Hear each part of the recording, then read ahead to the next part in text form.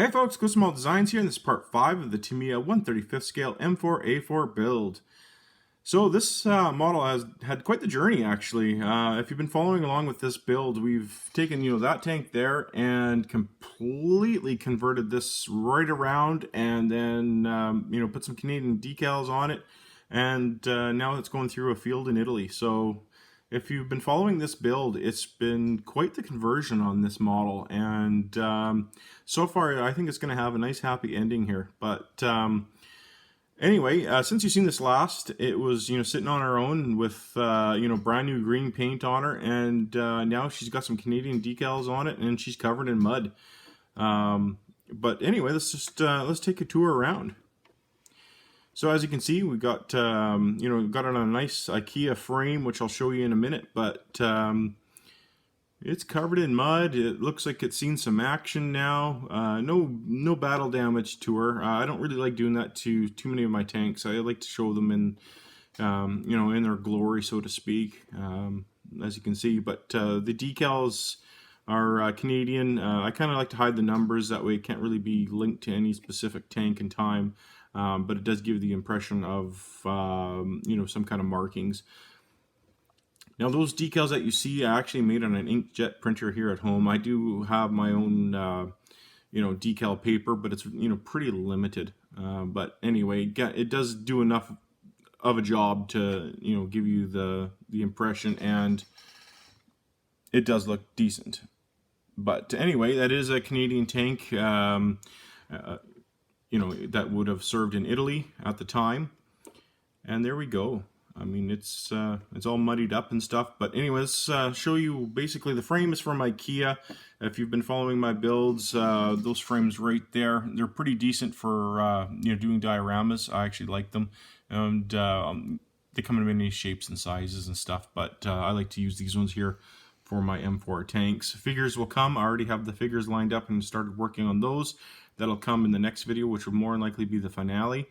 But getting to the grass and whatnot. Now, this is going to probably sound like a commercial, but it was my first go at actually using this Static King and this little model vac. I usually don't go for the gimmicky stuff, but this model vac actually vacuumed up all the stuff that fell off, and all the stuff that I wouldn't have used, and kind of filled my bag back up. But it actually works.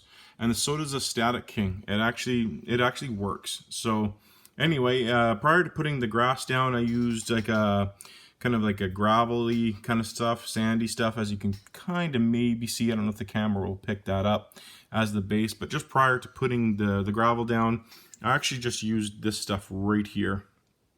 So basically, the frame gives you like a plastic base. It used to come glass, but it's plastic now, which is fine. So I just hosed the plastic down with this stuff here, and then I threw the gravel down, or the dirt. It's like a dirty gravel. I don't have any left, but so I hosed it down, let it dry, and then I sprayed this stuff yet again down, as well as I used this stuff right here. There's your free commercial there, Woodland Scenic. But and I did lines, as you can see right there, to simulate an old farmer's field. And then I used the Static King, full of this stuff right here. This is Woodland Scenic as well, and I use this. I think this is 7mm and 12mm, different sizes. I used both in here just to give the varying sizes. And then I used the Static King, and it made the grass stand up. As you can see, the camera might not pick it up, and it's kind of because of the lighting. And then I let it dry. Then I came in. Now the camera probably won't pick this up because I have it in an old medicine jar here. This grass stuff right here is like this turf. It's green anyway.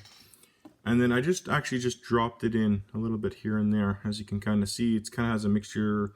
There's a little bit of yellow, as you can probably see right there. It looks like a dandelion. And I didn't go too hard with it, but I wanted to bring some color in. As you can see, it's kind of a little bit of green in there. Not too heavy. And then with just a tool, I kind of scraped around. as you can see, just to simulate where the tank had been going through the field. And that is that. It was pretty simple. And then of course I just kind of threw some loose hay on top of the tank itself. Just, you know, obviously when vehicles go through a field, you know, it throws some hay up. And then I used my Vallejo, where is it here? Mud and grass.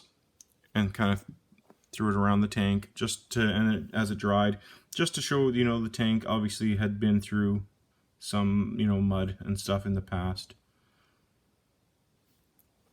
The only decal that I didn't make was this British insignia right there. That one actually came from a 1/48 scale Mosquito, because obviously from, you know, overhead aircraft would be able to identify that that was an Allied air, or an Allied tank rather.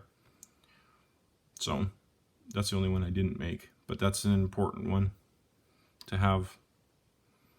So now it's just figures. And the idea with this one is I'm going to have obviously Canadian crew and a few Canadian soldiers around the tank. And that's going to be that.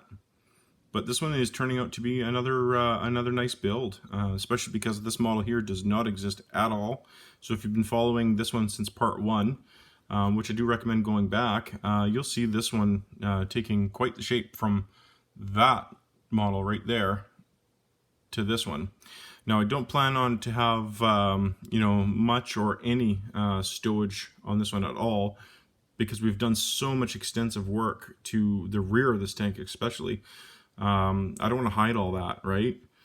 You know, because we've made that from scratch. We've made that. I mean, I don't want to hide all that. So it'd be kind of pointless to hide all that, especially if we've done all that work. So basically, it's just going to be a tank on the prowl with you know, some crew members standing around it and on it, and you know, that'll be that. But very, very happy with how this turned out, especially with the decals, and to show a Canadian M4. You don't see too many of these models actually being out there. So, and I'm Canadian myself, so very proud to show this off. So thanks so much for watching. Please like, share, and subscribe. If you have any questions about this and how I did it and things like that, you know, one day once I get better camera equipment, I'll actually set this up and show you how I build this and do tutorials and things like that. I'm just not set up for that, guys. So this is kind of how I do things for now. So thanks so much for watching. Please like, share, and subscribe, and look forward to your comments.